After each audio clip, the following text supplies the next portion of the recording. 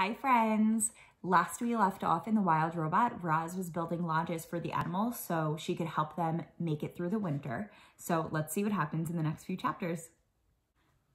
Chapter 57, The Fire. Strange sounds were echoing from the far side of the pond. What started as a low murmur gradually swelled to a chorus of terrified voices. There was an eerie glow in that part of the forest, and a thick plume of smoke began rising up from the snowy treetops. Roz charged across the ice and found the second lodge completely engulfed in a raging fire. Frightened animals were running in every direction, fleeing for their lives through the deep snow. "What happened?" shouted Roz as Broadfoot galloped wildly past. "We put too many logs in the fire pit," he said without stopping. "The flames climbed up to the ceiling." "My baby is still in there," cried a mother hare, pointing at the burning lodge. "Somebody help, please." Roz didn't hesitate. She plowed through the snow and ducked into the lodge.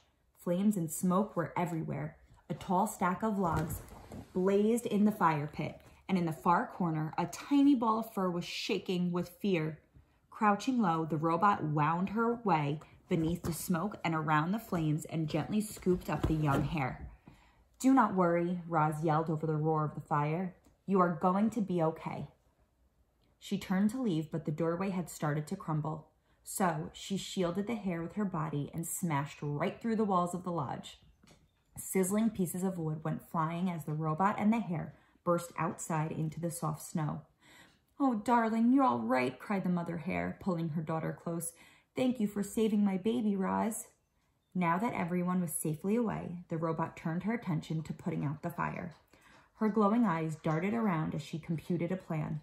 Then, with all the strength in her legs, Roz launched herself high up into the snowy branches of the nearest pine tree. A moment later, the tree was shaking violently, and heaps of snow were sliding from its branches and pouring onto the flames like an avalanche. Steam hissed up through the smothering mound of snow. The flames quickly died, the snow quickly melted, and within minutes, all that remained was the charred foundation of the lodge. Roz dropped down from the tree and waited as the frightened animals slowly returned. Then she said to them, "Would you like another lodge?" The animals looked at one another, unsure of what to do. Understandably, they were afraid of another fire breaking out, but they were far more afraid of the deadly cold. So they pulled together and worked with Roz to build a bigger, better lodge on top of the old one. It had a taller ceiling and a deeper fire pit. It was made with more rocks and less wood, and it had a supply of water for emergencies. But the most important safety features of this rebuilt lodge were the lodgers themselves, who now had a whole new respect for fire. Chapter 58, The Conversations. Thanks to Roz's truce, life inside the nest was mostly harmonious, but when the animals went outside, it was business as usual. Sometimes a lodger wouldn't return. Sometimes a lodger would return in the belly of another lodger. As you can imagine, that made for some awkward moments. So when everyone was gathered around the fire, they tried to keep things pleasant by having conversations like these. "I wonder what Brightbill is doing right now." Chit-Chat lay on her back and looked at the ceiling as she spoke. "And where he is and who he's with and if he ever thinks about us back here on the island." "I'm sure he thinks about us," said Roz. "I think about him all the time. I like to imagine that the geese had a fun flight to the wintering grounds, and now Brightbill is floating on a lovely lake eating yummy food and making wonderful new friends. But hopefully they're not too wonderful because I'd like to stay his best friend if possible." "That is a nice thought," said Roz, "but I worry that the flock might have gotten caught in this icy weather. I do not think they would handle it well."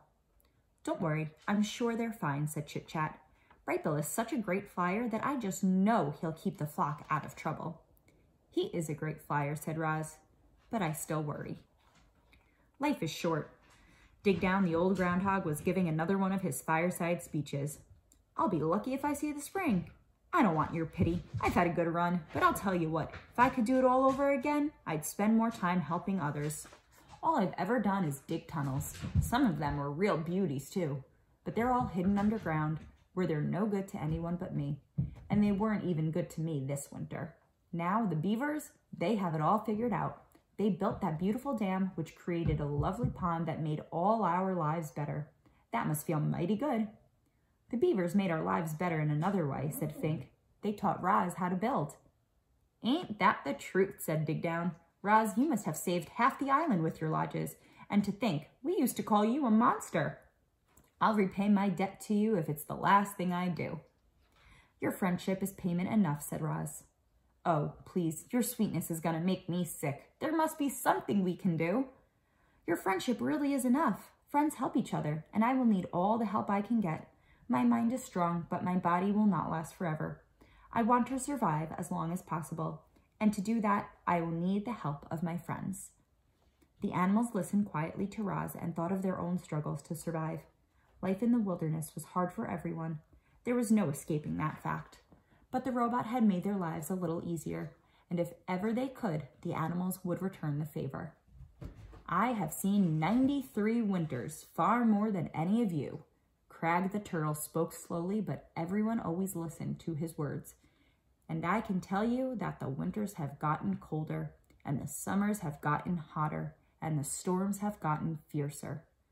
I heard that the ocean has gotten higher, said Chit Chat, but I don't see how that could be true. I mean, where would all that extra water come from? You are right. The ocean is higher, said Crag.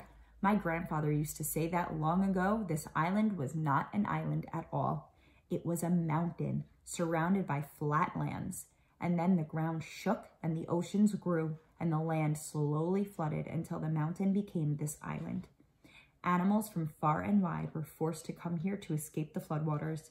In those early days, there were too many animals living in too small a place. The island did not have enough food to feed them all.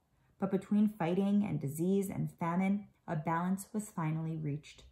And we have kept the balance ever since.